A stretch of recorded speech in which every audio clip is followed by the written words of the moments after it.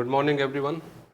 जैसा कि आप लोग की पॉलिटी क्लास चल रही है जीएस के संदर्भ में, तो उसमें हम लोग शुरुआत से देख रहे हैं संविधान सभा का गठन, प्रस्तावना, अनुसूचियां, विदेशी स्रोत जो भी भारतीय संविधान में लिए गए हैं, प्लस उससे संबंधित समितियां। मोस्ट इंपॉर्टेंट चीज़ थी, कल हम लोगों ने टॉपिक समाप्त किया अपना मूल अधिकार का, है कि नहीं। मूल अधिकार, नीति निर्देशक तत्व प्लस मूल कर्तव्य।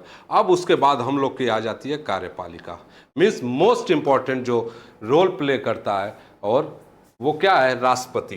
तो उसके संदर्भ में हम लोग चलते हैं, देखते हैं मेन टॉपिक राष्ट्रपति। अभी कल उपराष्ट्रपति पे भी थोड़ा सा हम लोगों ने चर्चा की। तो राष्ट्रपति होता है, उसका चयन कैसे किया जाता है, उसकी योग्यताएं क्या है, क्या क्राइटेरिया है, कौन राष्ट्रपति बन सकता है, कौन नहीं बन सकता है, उसके निर्वाचक मंडल में कौन शामिल होगा, उसके ऊपर जो महाभियोग प्रक्रिया लगाई जाती है कदाचार की, वो किस प्रकार से कहाँ पर सर्वप्रथम लाई जा सकती है और कैसे उसको पारित किया जाएगा, इन सब सारी चीज़ों पर उसके बाद जो संयुक्त अधिवेशन बुलाता है आर्टिकल 108 के तहत, उस पर हम लोग चर्चा करेंगे। फिर लास्ट में जाते जाते उसकी आपातकालीन शक्तियों पर। तो उसमें कुछ बहुत इंपॉर्टेंट आर्टिकल है, जैसे आर्टिकल 52, 53, ये मोस्ट इंपॉर्टेंट है, क्योंकि इसमें सीधा सीधा कहा गया है राष्ट्रपति का पद कहाँ से लिया गया है। भारत का एक राष्ट्रपति होगा, पद जो हम लोगों ने लिया है वो यूएसए के कॉन्स्टिट्यूशन से।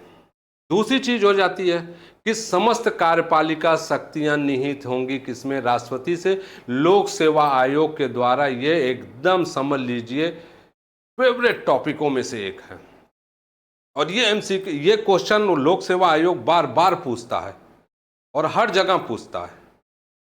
निहित है, या तो आर्टिकल पूछ देगा, या तो समस्त कार्यपालिका शक्तियां निम्न में से किसमें निहित हैं। तो याद रखिएगा, इसमें निहित है कार्यपालिका शक्तियां, राष्ट्रपति में निहित हैं। उसके निर्वाचन में कौन शामिल होगा, जब उसके ऊपर महाभियोग लगेगा कौन शामिल होगा, ये सारी चीज़ें, वोटिंग कौन करेगा, सारी चीज़ों को आप लोग को विस्तार रूप से चर्चा की जाएगी कि राष्ट्रपति ने कैसे कैसे। तो चलते हैं, इस समय प्रेजेंट टाइम में आप देखे होंगे द्रौपदी मुर्मू जी हमारी राष्ट्रपति हैं, और उपराष्ट्रपति का कल ही चुनाव हुआ, उसमें सीपी राधाकृष्णन भारत के 15वें उपराष्ट्रपति हो गए। तो दोनों लोग साथ चल रहे हैं, 15-15 का क्रम है। तो हम लोग मोस्ट इंपॉर्टेंट टॉपिक आज का लेके चलते हैं राष्ट्रपति।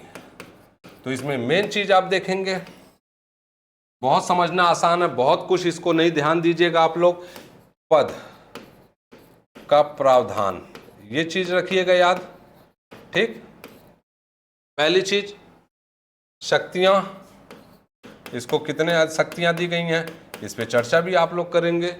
इसमें निहित है, ये भी बताएंगे हम लोग। इसके निर्वाचन में निर्वाचक मंडल सीधा लिखते हैं, कौन शामिल होता है इसमें, ठीक। निर्वाचन की विधि क्या होती है इसकी, निर्वाचन की विधि। फिर इसके बाद हम लोग देखते हैं कि इस पे शपथ कौन देगा, शपथ कौन है, और इसका प्रावधान क्या है, मीन्स कौन बन सकता है कौन नहीं बन सकता है, इसकी योग्यता क्या है, अर्हता क्या है, ठीक है। योग्यता नॉर्मल चीज में हम लोग देखेंगे।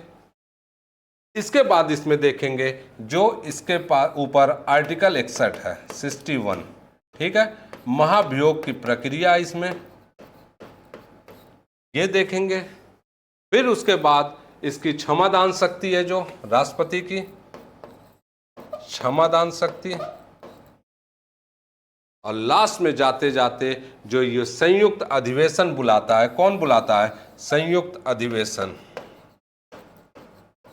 इस पे हम लोग चर्चा करेंगे, ठीक। संयुक्त अधिवेशन पर चर्चा करेंगे, ये कौन है, 108 है, बुलाएगा कौन, कौन इसको सत्रावसान करेगा, उसके बाद इसमें अध्यक्षता कौन करेगा, किसके लिए आता है, अभी तक कितनी बार इसका आयोजन किया गया है। संयुक्त अधिवेशन सभी को पता है कि 3 बार अब तक सिर्फ आया है। कब कब आया उस पर हम लोग चर्चा करेंगे। पहली बार कब आया, दहेज के लिए संबंधित जो अधिनियम आया था उस पर आया था, दूसरा बैंकिंग था, तीसरा पोटा था, पोटा जो आतंकवादी कानून। संयुक्त अधिवेशन पर हम लोग चर्चा करेंगे, और अंतिम में जाते जाते जो हम लोग एक लास्ट टॉपिक रखेंगे, राष्ट्रपति की आपातकालीन शक्तियां। आपातकालीन शक्तियां मीन्स आर्टिकल 352 से लेकर 360 के मध्य क्या क्या प्रावधान किए गए हैं सभी को पता है। वायु युद्ध आक्रमण इसके बारे में चर्चा होगी 352 में, राष्ट्रपति शासन 356 में, और वित्तीय आपातकाल जो आज तक कभी नहीं लिया गया है वो 360 में, आज तक कभी नहीं लगा, यही एकमात्र है। राष्ट्रपति शासन अनगिनत बार हो गया और जो पहला 352 है वो 3 बार हो चुका है, तो उस पर हम लोग चर्चा करेंगे। अगर इस पैटर्न पे आप राष्ट्रपति को पढ़ेंगे तो आप लाइफ में कभी भी इसको नहीं भूलेंगे, और यही पैटर्न आपको राष्ट्रपति में लेना है, यही उपराष्ट्रपति में लेना है, और यही प्रधानमंत्री में लेना है, या जितने भी कॉन्स्टिट्यूशनल ऑफिसर हैं या जो पोस्ट हैं, चाहे महालेखक नियंत्रक परीक्षक हो, चाहे निर्वाचन आयोग हो, चाहे वित्त आयोग हो, चाहे आपका इसके अलावा क्या होता है यूपीएससी अध्यक्ष हो, है कि नहीं, जितने भी होते हैं उसमें यही चीज़ें होती हैं कि पद का प्रावधान कहाँ से लिया गया, शक्तियाँ किसमें निहित है, निर्वाचन मंडल कौन है। तो यहाँ पर जितने ऑफिसर होते हैं जो कॉन्स्टिट्यूशनल बॉडीज़ के होते हैं तो वो सीधा सीधा सब राष्ट्रपति लेकर आता है, उसमें बहुत ज़्यादा सोचना नहीं होगा आपको। निर्वाचन की विधि क्या है तो वहाँ पर कुछ नहीं है, यहाँ पर राष्ट्रपति का है कि एकल संक्रमणीय पद्धति है, अनुपातित है, गुप्त मतदान है, अप्रत्यक्ष विधि है, तो सारी चीज़ें आएंगी। शपथ इसको कौन दिलाएगा, सीजेआई दिलाएगा। योग्यता क्या होगी कि भारत का नागरिक होना चाहिए, 35 साल इसकी एज होनी चाहिए, लोकसभा का सदस्य बनने की इसकी योग्यता होनी चाहिए, और किसी लाभ के पद पर ना होना चाहिए। अब आप कहोगे कि पागल हो दिवालिया हो वो नहीं होना चाहिए, संविधान में तो लिखा है, तो इसका क्या मतलब, पागल आदमी वहाँ पे तो पहुँचेगा नहीं, वो सीधा मेंटल हॉस्पिटल में पहुँचेगा ना, कि जाके संसद में बैठेगा। तो इसमें कौन होता है, फिर आर्टिकल 61 होता है महाभियोग की प्रक्रिया कहाँ पर लगाई जाएगी, राज्यसभा में पहले ला सकते हैं कि लोकसभा में ला सकते हैं या कहीं पे भी ला सकते हैं, सीधा सीधा प्रावधान है। इसमें राज्य विधानसभाएं जो राष्ट्रपति के निर्वाचन में भाग लेते हैं, राज्य विधानसभा प्लस केंद्र शासित प्रदेश दिल्ली, पौंडीचेरी और आपका जम्मू कश्मीर, उसके सदस्य क्या इसके महाभियोग में पार्टिसिपेट करेंगे कि नहीं करेंगे, उस पर चर्चा हम लोग करेंगे। फिर उसके बाद इसका अगला आता है क्षमादान, आर्टिकल 72, उसमें क्या प्रावधान किया गया कि राष्ट्रपति किन किन दशाओं में लोगों की 5 तरीके से क्षमादान प्रदान करता है और किन को क्या करेगा, मीन्स सज़ा उनकी बदल देगा। किसी को फांसी हुई है तो उसको कठोर आजीवन कारावास में कर देगा, किसी की सज़ा ज़्यादा हुई है उसको कम कर देगा, किसी को क्षमा दे देगा, मर्सी पे मीन्स स्वास्थ्य को या एज को लेकर बाउंडेशन को या पूरी तरह से माफ़ करेगा या आधा अधूरे तरीके से माफ़ करेगा। उसमें 5 तरीके का प्रावधान किया गया, उस पर चर्चा हम लोग करेंगे। फिर उसके बाद सेकेंड लास्ट पे संयुक्त अधिवेशन मीन्स आर्टिकल 108 पर चर्चा करेंगे कि राष्ट्रपति बुलाएगा इसको, और जब राष्ट्रपति बुलाएगा किस लिए बुलाएगा, इसमें संयुक्त अधिवेशन क्यों होता है, जब दोनों सदनों में विरोध हो जाए, गतिरोध उत्पन्न हो जाए किसी भी विधेयक को लेकर, उस पर होगा। फिर अध्यक्षता कौन करेगा, लोक सेवा आयोग समझ लीजिए उसका फेवरेट है कि अध्यक्षता कौन करता है इसमें, तो बुलाएगा राष्ट्रपति लेकिन अध्यक्षता हमेशा याद रखिएगा लोकसभा स्पीकर करता है इसकी, ये याद रखिएगा हमेशा।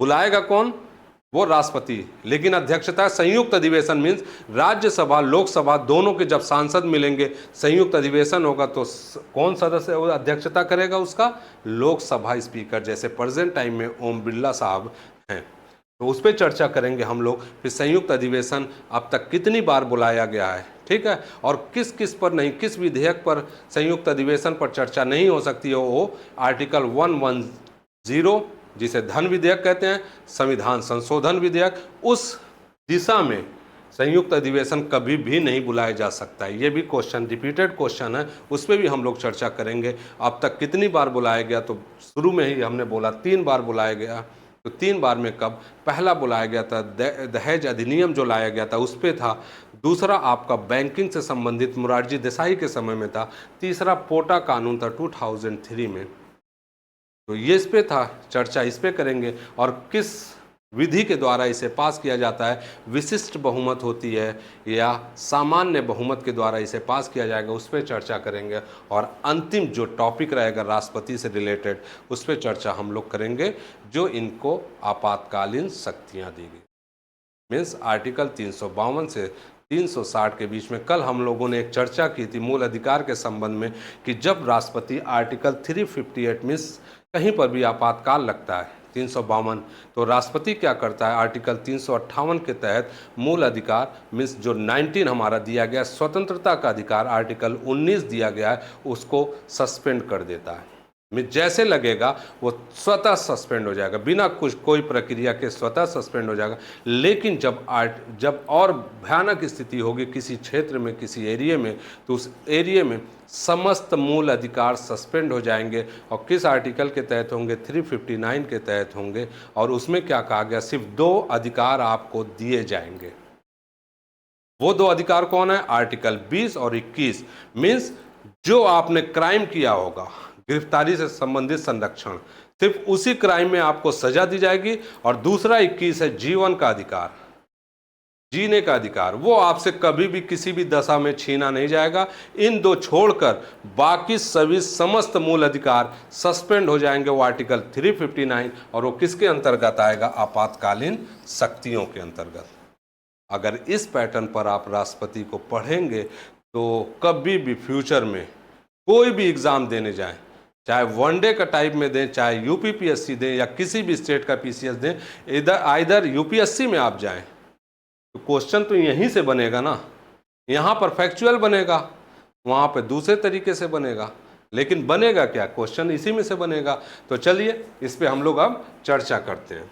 सीधा सारी चीज़ों को हटा देते हैं, जो मेन टॉपिक है बस वहाँ से हम लोग उठाएंगे और देखेंगे। बाद में जब क्लास स्टार्ट होगी या कुछ भी होगा तो उस पर विस्तृत चर्चा करेंगे।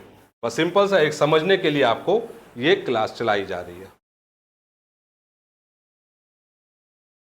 तो राष्ट्रपति सभी लोग जानते हैं, आर्टिकल 52 में क्या कहा गया है कि भारत का एक राष्ट्रपति होगा। ठीक है, भारत का एक राष्ट्रपति होगा, मीन्स पद का प्रावधान किया गया है। और वो पद कहाँ से हम लोगों ने लिया है, जो पद आया है राष्ट्रपति का, वो यूनाइटेड स्टेट ऑफ अमेरिका के कॉन्स्टिट्यूशन से, यहाँ से हमने लिया है। दूसरी चीज मोस्ट इंपॉर्टेंट आ जाती है, आर्टिकल 53, जो मोस्ट इंपॉर्टेंट हो सकता है 52 ना पूछे, लेकिन आर्टिकल 53 कई रूपों में पूछा गया है। उसमें सीधे सी चर्चा की गई है कि भारत के समस्त कार्यपालिका शक्ति किसमें निहित है। तो याद रखिएगा, जो कार्यपालिका शक्ति है वो किसमें निहित है, कार्यपालिका शक्ति वो निहित होगी राष्ट्रपति में। और जो निहित होगी राष्ट्रपति में, प्रावधान किसमें किया गया, वो आर्टिकल 53। या तो वह स्वयं इसको करेगा या अपने अधीनस्थ अधिकारियों के माध्यम से उसको सुचारू रूप से कार्यान्वित करेगा। तो वास्तविक अगर देखा जाए, ये राष्ट्रपति क्या है, इसमें आ जाइएगा कि राष्ट्रपति क्या है, ये एक नाम मात्र का है। सारे काम कौन करता है, प्रधानमंत्री करता है। संसदीय प्रणाली भारत में सभी को पता है, तो सर्वोच्च पद के हिसाब से तो राष्ट्रपति होगा, लेकिन ये नाम मात्र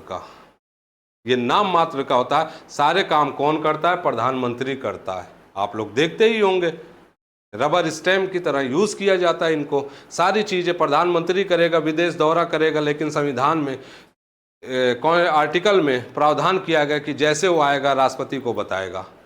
मंत्रिपरिषद सब कुछ ये काम कर लेगा, लेकिन करेगा राष्ट्रपति, है कि नहीं फाइनल।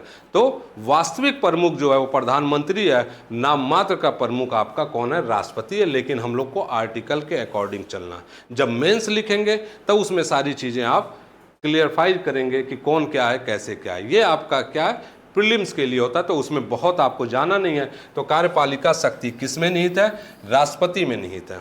अब आ जाते हैं मोस्ट इंपॉर्टेंट टॉपिक, राष्ट्रपति का निर्वाचक मंडल सबसे मोस्ट टॉपिक इंपॉर्टेंट।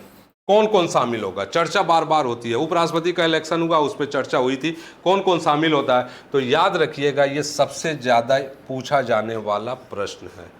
जब प्रश्न है तो याद रखिएगा, इसमें दोनों सदनों के निर्वाचित सदस्य कौन होगा, निर्वाचित। सिंपल सा याद रखिएगा, दोनों सदन से मीन्स क्या हो गया, राज्यसभा प्लस आपका लोकसभा, ये दोनों इसमें जाकर वोट करेंगे, जो निर्वाचित सदस्य हैं। दूसरा इसमें, ये पहला हो गया, दूसरा इसमें कौन शामिल होगा, राज्य विधानसभा के राज्य विधान सभा के निर्वाचित सदस्य, जिनको हम लोग विधायक बोलते हैं, ठीक। यूपी में कितने हैं? 403 + 1, ऐसे ही है ना। तो निर्वाचित सदस्य, यहां पर लिख लीजिए सदस्य। तीसरा कौन आएगा? बस तीसरा ही रहेगा, वो दिल्ली विधानसभा प्लस पांडिचेरी प्लस हाल ही में जम्मू कश्मीर बना है, संघ शासित सब है, इनके निर्वाचित सदस्य। शामिल कौन नहीं होंगे? ये तो शामिल होते हैं। शामिल कौन नहीं होगा? मनोनीत सदस्य, चाहे कहीं के भी होंगे, मनोनीत सदस्य। दूसरी जो राज्य ये विधानसभा की बात हम लोग ने की है, तो राज्य विधान परिषद भी होती है, 6 स्टेटों में बनी हुई है, उसके सदस्य इसमें शामिल नहीं होंगे। अब एक प्रश्न उठता है कि मान लीजिए हमारे योगी साहब, मान लीजिए क्या है ये सीएम, मानना क्या है, तो योगी साहब हमारे सीएम हैं और वो विधान परिषद के मेंबर हैं और राष्ट्रपति का इलेक्शन हो रहा है, तो क्या वो वोट देंगे कि नहीं देंगे? फिर से समझिएगा इसको ध्यान से कि योगी जी हमारे इस समय सीएम हैं और द्रौपदी मुर्मू मान लीजिए किसी कारणवश हट गई स्वास्थ्य संबंधी और इलेक्शन होने जा रहा है। निर्वाचन आयोग क्या देगा कि जो भी इलेक्शन होगा वो 6 माह के भीतर पूरे कराए जाएंगे। तो हमारी राष्ट्रपति द्रौपदी जी हट गई सेहत का मतलब वास्ता देकर कि हमारी सेहत ठीक नहीं रहती, हम इस पद पर नहीं बने रहना चाहते, हम त्यागपत्र दे देंगे। और त्यागपत्र किसको देगा? वो राष्ट्रपति उपराष्ट्रपति को देगा, दोनों एक दूसरे को देते हैं, बस इतना याद रखिएगा। तो उसमें क्या होगा, तो योगी जी हमारे राज्य विधान परिषद के मेंबर हैं, तो वोट देंगे कि नहीं देंगे राष्ट्रपति के चुनाव में? सीएम वोट देता है, सभी को पता है, तो सीधा सीधा आंसर होगा कि वो इसके एलिजिबल ही नहीं होंगे। क्यों? क्योंकि अभी हमने बताया कि कौन वोट नहीं देगा, तो वोट नहीं देगा इसमें मनोनीत सदस्य हो जाएंगे, यहां राज्य विधान परिषद के सदस्य, ठीक। राज्य विधान परिषद के सदस्य वोट राष्ट्रपति के चुनाव में नहीं देंगे। उनके लिए क्या होना आवश्यक है कि वो राज्य विधानसभा के हों, ठीक। राज्य विधानसभा मीन्स विधायक हों, तब वो जाकर वोट देंगे। लेकिन ये जब कार्रवाई विधानसभा की होगी तो वो दोनों जगह बैठेगा, विधान परिषद में भी, लेकिन यहाँ पर चीज़ें दूसरी हो जाती हैं। तो याद रखिएगा ये चीज़ बहुत इंपॉर्टेंट है। पिछले एग्जामों में कुछ में पूछे गए थे, बहुत सारे बच्चों ने इसको गलत किया था। हमेशा याद रखिएगा कि इन तीनों के अलावा कोई भी राष्ट्रपति के निर्वाचक मंडल में शामिल नहीं होगा। ये सबसे इंपॉर्टेंट चीज़ है। सेकंड, इसके बाद आते हैं हम लोग कि इसका जो प्रक्रिया है निर्वाचक की, अभी उपराष्ट्रपति का हुआ, न्यूज़पेपर में पूरा छपा है, पूरे पेजों पे छपा है, वहाँ से आप लोग उठा के देख लीजिए कि इसमें शामिल कौन होगा। तो इसमें कैसे, किस प्रक्रिया के तहत होता है? अनुपातित एकल संक्रमणीय पद्धति पर इसका चुनाव होता है। मीन सभी वोटों का, हर विधायकों का वोट का एक मूल्य घोषित किया जाता है, उसके तरीके से होता है। दूसरा क्या होता है? अप्रत्यक्ष विधि से होता है। आप इसमें शामिल नहीं होंगे। आप कहोगे इसमें संसद के दोनों सदन सदस्य देते हैं, विधानसभा देते हैं, मीन्स आपका वोट अप्रत्यक्ष रूप से इसमें शामिल होगा। आपने अपने विधायक को वोट दिया, वो जाके वोट देगा, आपने अपने सांसद को दिया, वो देगा, प्लस गुप्त मतदान के द्वारा होता है। इसके बाद क्या आता है? इसका क्राइटेरिया जो है, शपथ इसको कौन दिलाएगा? शपथ राष्ट्रपति को शपथ कौन दिलाएगा? तो याद रखिएगा, chief justice of India, supreme court का जो मुख्य न्यायाधीश है, वो राष्ट्रपति को शपथ दिलाएगा। अब मान लीजिए अभी द्रौपदी मुर्मू हट जाती हैं, कोई नया बनता है, तो उनको शपथ कौन इस समय दिलाएगा? तो इस समय कौन है? तो याद रखिएगा वर्तमान में 52वां CJI कौन है? BR गवई, नाम सुने होंगे आप लोग। BR गवई इस समय भारत के 52 CJI हैं और वो शपथ किसको दिलाएंगे? राष्ट्रपति को। राष्ट्रपति मीन्स मान लीजिए द्रौपदी मुर्मू त्यागपत्र देना चाहती हैं, तो त्यागपत्र किसको देंगी? वो उपराष्ट्रपति को देंगी, ठीक। त्यागपत्र किसको देंगी? उपराष्ट्रपति को ये त्यागपत्र अपना देंगी। ये आज के मेन मोस्ट इंपॉर्टेंट टॉपिक थे। अब इसके बाद आते हैं हम लोग आर्टिकल, मीन्स इसके बाद एक और आएगा कार्यकाल की बात होगी इसकी। कार्यकाल मीन्स आर्टिकल 55 में आर्टिकल 55 में क्या कहा गया, कार्यकाल की बात की गई है। आर्टिकल 55 क्या है, कार्यकाल। कार्यकाल क्या है इसका, 5 वर्ष निर्धारित किया गया। 5 वर्ष निर्धारित किया गया, उससे पहले त्यागपत्र दे सकता है, जैसे जगदीप धनखड़ ने दिया। ठीक है, कुछ भी हो सकता है, मर गया, स्वास्थ्य के हवाले से कोई भी चीज़ कर दिया तो 5 वर्ष से पहले भी समाप्त हो गया है, अमूमन 5 वर्ष है। और भारत का राष्ट्रपति भारत में कई बार रह सकता है। जैसे अमेरिकी संविधान में क्या प्रावधान है कि 2 बार ही वहाँ का राष्ट्रपति पद पर रह सकता है, लेकिन भारत में रह सकता है कई बार, लेकिन 2 बार ही एकमात्र व्यक्ति बनने वाले कौन है, डॉक्टर राजेंद्र प्रसाद है। इसके अलावा कोई अभी तक 2 टर्म पूरा नहीं किया, चुना ही नहीं गया तो करेगा कहां से। तो 5 वर्ष इसका कार्यकाल है। दूसरी चीज क्या आती है, आर्टिकल 58 कहता है कि राष्ट्रपति की योग्यता क्या होगी। आर्टिकल 58 योग्यता क्या होगी, सिंपल सा होगा, कुछ नहीं करना इसमें। भारत का नागरिक होगा, 35 साल उसकी आयु होगी, 35 वर्ष न्यूनतम, 35 वर्ष आयु होनी चाहिए न्यूनतम, अधिकतम मत कर लेना। ठीक, 35 वर्ष न्यूनतम होनी चाहिए। दूसरा, लोकसभा का सदस्य बनने की योग्यता रखता होगा, बनने की योग्यता। इसके बाद अंतिम क्या होगा इसमें, अंतिम यही होगा कि किसी भी लाभ के पद पर ना हो, लाभ के पद पर ना हो। ठीक, ये चीजें हो जाएंगी इसमें। तो ये इसके योग्यता संबंधित प्रावधान है। बाकी और है कि दिवालिया नहीं होना चाहिए, पागल नहीं होना चाहिए, इस पे हम लोगों ने चर्चा कर रखी। जब इस तरह का उसका बिहेवियर होगा तो वहां पे क्या करेगा। प्रस्तावक की बात होगी, कितने अनुमोदक होंगे, कितने प्रस्तावक होंगे। दूसरी चीज इंपॉर्टेंट क्या है इसकी, अब आते हैं जो हम लोग करेंगे कि महाभियोग की प्रक्रिया। ये सबसे मोस्ट इंपॉर्टेंट। यहां तक तो हम लोग का हो गया कि कौन बनेगा, कौन आर्टिकल 60 में शपथ है, शपथ कौन दिला रहा है, सारी चर्चा हम लोगों ने कर ली है। ठीक है, अब राष्ट्रपति के महाभियोग की प्रक्रिया, महाभियोग की प्रक्रिया। ठीक, उल्लेख किसमें किया गया इसका, सिंपल सा याद रखिएगा, प्रक्रिया, महाभियोग की प्रक्रिया, प्रावधान है इसका किसमें, आर्टिकल 61 में। पद कहां से, ये कहां से वर्ड लिया गया है कहां से, यूएसए से। राष्ट्रपति का टोटल, राष्ट्रपति उपराष्ट्रपति टोटल यहीं से लिया गया। अब दूसरी चीज है कि इसके प्रस्ताव की बात होती है। प्रस्ताव कहां लाया जाएगा, दोनों सदनों में, कहीं पर भी, दोनों सदनों में कहीं पर भी, कोई भी बाउंडेशन नहीं है इसके साथ। दोनों सदनों में मीन्स लोकसभा में, राज्यसभा में, कहीं पर भी इसको लाया जा सकता है। दूसरी चीज मीन्स किसी भी सदन में ये लाया जा सकता है। दूसरी चीज, इसमें राज्य विधानसभा नहीं शामिल हो सकते हैं। इसके वोट देने में तो शामिल होते हैं, लेकिन इसके महाभियोग में ये शामिल नहीं होंगे। राज्य विधानसभा जो बाकी लोग इसमें और वोटिंग करते हैं वो लोग नहीं शामिल होंगे। और ये प्रश्न भी आयोग ने पूछा है कि राष्ट्रपति के महाभियोग में कौन शामिल नहीं होता है। ठीक, तो कौन नहीं होता है, याद रखिएगा हमेशा, जो सिर्फ शामिल होंगे दोनों सदनों के सदस्य, बस, इसके अलावा नहीं, और सभी सदस्य आ जाएंगे। तो ये क्या होगा, प्रस्ताव दोनों सदनों में कहीं पर भी लाया जाएगा। ठीक, मीन्स लोकसभा में भी लाया जा सकता है, राज्यसभा में भी लाया जा सकता है। तो सीधा सीध जिस सदन में मीन्स लोकसभा में लाया गया वहां 1/4, ठीक, 1/4 के बहुमत से उसे पास कराना होगा, और जो 14 दिन पूर्व राष्ट्रपति को साइन देनी होगी। फिर उसके बाद सदन से 2/3 बहुमत, विशिष्ट बहुमत, सदन से 2/3 बहुमत से पारित कराना होगा, विशेष बहुमत।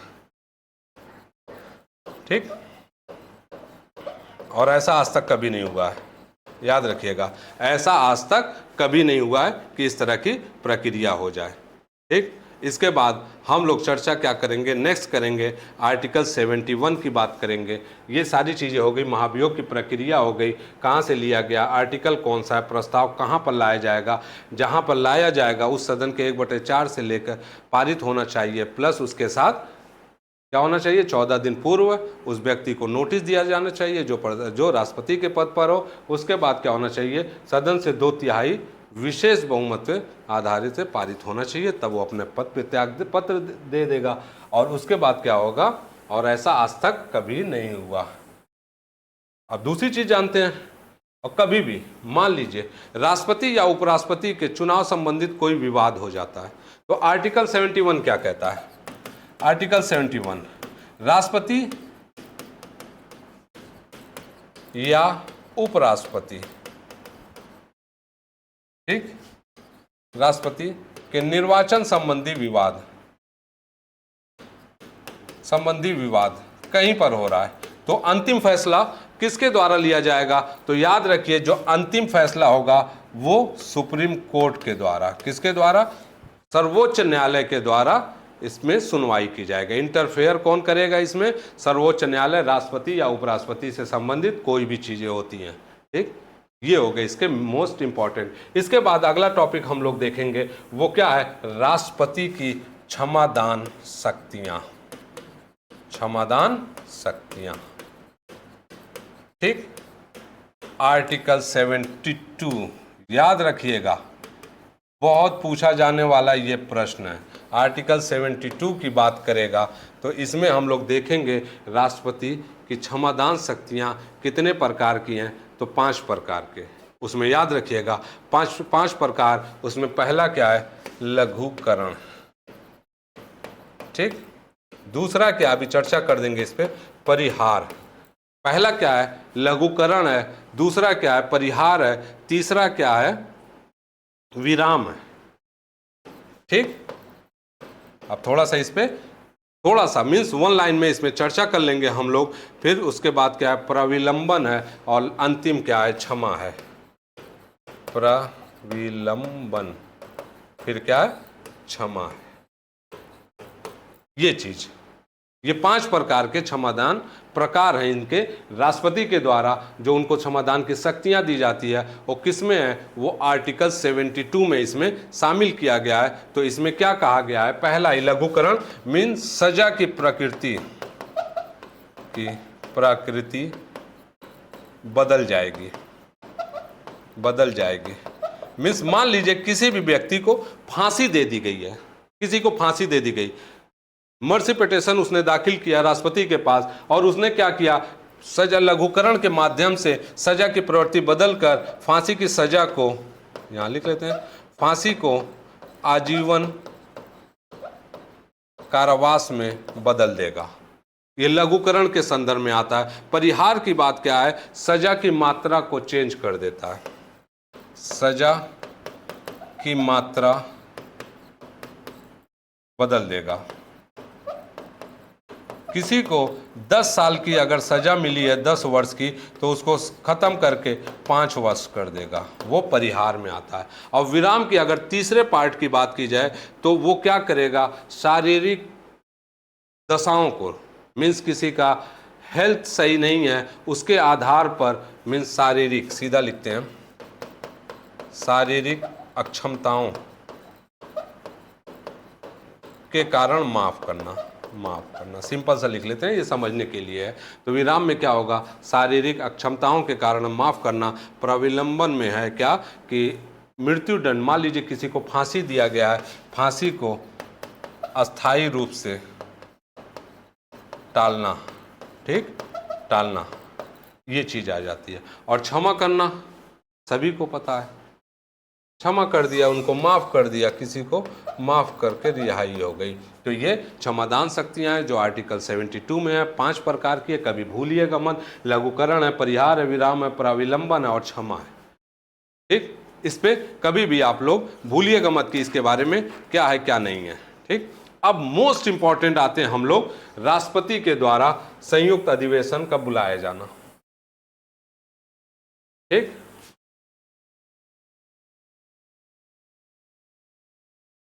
टाइम ज़्यादा हो रहा है इसलिए क्या करते हैं, सीधा यहीं पर संयुक्त अधिवेशन समझाकर आप लोग को समाप्त कर दिया जाएगा। आपातकालीन को कल हम लोग समझेंगे डिटेल में। संयुक्त अधिवेशन, ठीक। जब ये ड्राफ्ट बनता है ना, तो इसके हिसाब से बहुत आसानी हो जाती है किसी भी चीज़ को समझने में। तो सबसे बड़ी बात है इसमें देखेंगे हम लोग कि इसको बुलाता कौन है, पॉइंट में देखेंगे कौन बुलाता है, ठीक, कौन बुलाता है। दूसरी चीज क्या है, इसके प्रावधान की बात करेंगे कि इसको प्रावधान कौन बुलाता है, तो आगे कब हो जाएगा ना, कब, ठीक। प्रावधान, प्रावधान का मीन्स अनुच्छेद की बात करेंगे, प्रावधान है, उसके बाद क्या होगा, किस लिए बुलाया जाएगा, ये किस लिए, ठीक, किस लिए बुलाया जाता है, मीन्स संयुक्त अधिवेशन। और ये सबसे इंपॉर्टेंट चर्चा का विषय है, किस लिए बुलाया जाता है और किस लिए नहीं बुलाया जाएगा, किस लिए जाएगा, किस लिए नहीं, नहीं। अध्यक्षता, इस अकॉर्डिंग आप लोग करते रहेंगे तो बहुत आसान होगा समझने के लिए। अध्यक्षता कौन करेगा, अब तक कितनी बार हुआ है, अब तक कितनी बार, ठीक। दूसरी चीज क्या है, किस विधि के द्वारा पारित, के द्वारा पारित, ओके, किस विधि के द्वारा पारित। ये अगर ग्राफ आपने समझ लिया तो समझ लीजिए फ्यूचर में कभी भी आपका संयुक्त अधिवेशन से प्रश्न आपका गलत नहीं होगा। तो चलते हैं हम लोग फिर देखते हैं कौन बुलाता है। सिंपल सा चर्चा हुई, राष्ट्रपति बुलाएगा, राष्ट्रपति बुलाता है। कब बुलाता है, जब किसी भी विधेयक को लेकर, विधेयक को लेकर दोनों सदनों के मध्य, गतिरोध, गतिरोध हो जाए, उत्पन्न, ठीक। कब बुलाया जाएगा, जब दोनों सदनों के बीच किसी विधेयक को लेकर मतभेद उत्पन्न हो जाएगा। दूसरी चीज क्या है, इसका प्रावधान किसमें है, 108, इसको मोस्ट इंपॉर्टेंट रख लीजिएगा, अनुच्छेद 108 में इसका प्रावधान किया है। दूसरी तरफ क्या है, इसको कब बुलाया जाएगा, किसके लिए बुलाया जाएगा, तो याद रखिएगा साधारण विधेयक और वित्त विधेयक, वित्त विधेयक। और किस लिए नहीं बुलाया जाएगा, तो ये याद रखिएगा दो चीज, एक धन विधेयक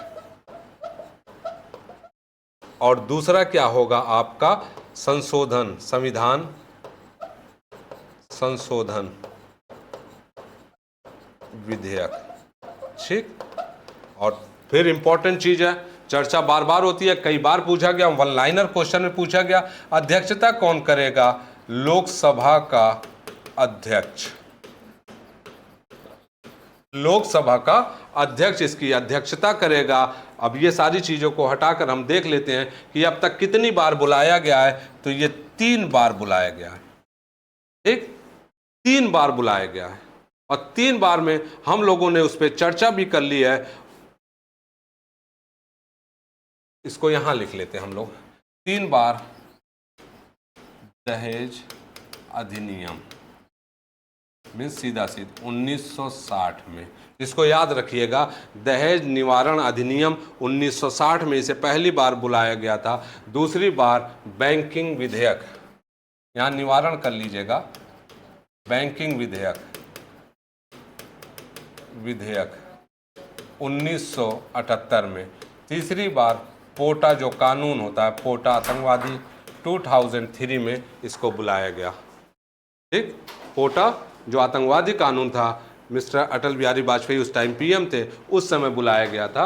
तो यहाँ पर ये चीज़ है, पहले में दहेज अधिनियम है, निवारण अधिनियम, उसमें 1960 में जेल नेहरू थे, फिर उसके बाद मोरारजी देसाई थे। तो इस पे चर्चा यहाँ पर, ये 3 बार इसको बुलाया गया है, इसको हमेशा याद रखिएगा। और जो अंतिम चीज़ है, इसको कैसे पारित किया जाता है, तो हमेशा याद रखिएगा कि साधारण बहुमत के द्वारा, इसके साधारण बहुमत के द्वारा इसे पारित किया जाता है।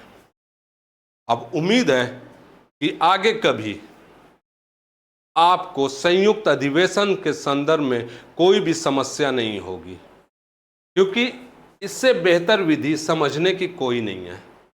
तो चर्चा एक बार फिर से कर देते हैं हम लोग संयुक्त अधिवेशन। उससे पहले चर्चा कर देते हैं राष्ट्रपति के बारे में। सारी चीज़ें क्लियर हो गई है, पद कहाँ से लिया गया है, किस आर्टिकल में है, उसके संबंधित निर्वाचक मंडल में कौन शामिल होता है, निर्वाचन विधि कैसे होती है, शपथ कौन दिलाएगा, और उसके बाद त्यागपत्र वो किसको देगा, फिर उसके बाद उसके क्षमादान शक्तियां जो है, फिर उससे संबंधित जितने भी विवाद होंगे राष्ट्रपति उपराष्ट्रपति के निर्वाचन संबंधी, तो कौन उसमें इंटरफेयर करेगा, वो चीज़ें होती हैं। उसके बाद हम लोग उसका जो आर्टिकल 72 है, मोस्ट इंपॉर्टेंट है, 5 प्रकार के क्षमादान शक्तियां।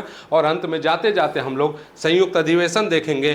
तो अधिवेशन देते हैं, बुलाता कौन, राष्ट्रपति है, कब बुलाता, विधेयक मीन्स किसी विधेयक को लेकर दोनों सदनों में मतभेद उत्पन्न हो जाए तो राष्ट्रपति बुलाएगा, किस लिए बुलाया जाएगा, साधारण विधेयक या वित्त विधेयक से संबंधित कोई मामला होगा, किसके लिए नहीं बुलाया जाएगा, धन विधेयक हो या संविधान संशोधन विधेयक हो, किस अनुच्छेद में इसका प्रावधान है, तो आर्टिकल 108 में। अध्यक्षता कौन करेगा, इसका लोकसभा स्पीकर करेगा। अब तक कितनी बार बुलाया गया, ये क्वेश्चन कई बार पूछा गया है, तो याद रखिएगा 3 बार बुलाया गया। 3 बार में 1960 का दहेज निवारण अधिनियम था, 1978 का बैंकिंग विधेयक अधिनियम था, बैंकिंग विधेयक था, तीसरा जो बुलाया गया था पोटा आतंकवादी निरोधक कानून था 2003 में। पारित कैसे किया जाएगा, साधारण बहुमत से। तो ये मेन टॉपिक आपका था। इसके बाद हम लोग कल चर्चा करेंगे राष्ट्रपति की आपातकालीन शक्तियां। उसको पूरा खंड विभाजित कर देंगे ताकि आप लोग को प्रश्न कभी भी भविष्य में आए तो वहाँ से गलत होने के चांसेस नहीं हैं। तो चलिए इसी के साथ हम लोग क्लास अपनी समाप्त करते हैं, और नेक्स्ट जब आएंगे क्लास में तो वहाँ से राष्ट्रपति की आपातकालीन शक्तियों को उठाते हुए तो थोड़ा थोड़ा चर्चा हम लोग उपराष्ट्रपति पे करेंगे, प्रधानमंत्री पर करेंगे, कॉन्स्टिट्यूशनल बॉडीज़ पे करेंगे, मीन्स आर्टिकल 148 नियंत्रक महालेखक परीक्षक CAG। तो चलते हैं अब हम लोग फिर इसी के साथ क्लास समाप्त करते हैं। आप सभी का धन्यवाद।